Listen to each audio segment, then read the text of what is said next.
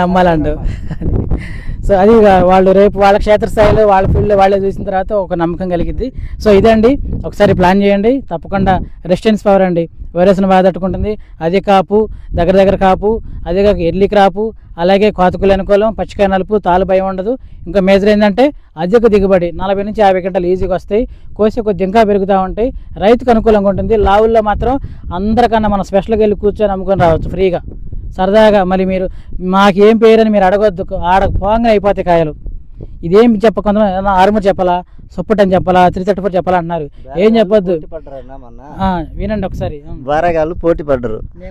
మేము కొంటాం 20 కేజీ చేసిపోయిన ఆయన మళ్ళీ 20 కేజీ మచ్చి అయింది. మళ్ళీ నేను 20 కొన్నాను కదా, 20 కట్టించాను. రేపు మా అన్నతో కూడా పడ్డాడంట బేరగాడు. అయిపోయింది సార్, నేనేం చేసాడు, కమిషన్ దారులు ఉంటారు కదా, వాళ్ళు ఇంకా ఇచ్చేయమన్నా అంటే మా రైతు ఇచ్చేసిండు. అది సో ఇదండి, పోటీ పడి కొంటారు కాయ. ఎందుకంటే కాయ కలర్ కానీ, పట్టి కానీ, బద్దపాటు కానీ అంత బాగుంది, కొనేసాడు, వేసుకుని పోయాడు. ఇది పరిస్థితి. సో మార్కెట్ మీరు భయపడద్దు, దిగుబడి భయపడద్దు, వైరస్లు భయపడద్దు, కాపు దేనికి భయపడద్దు.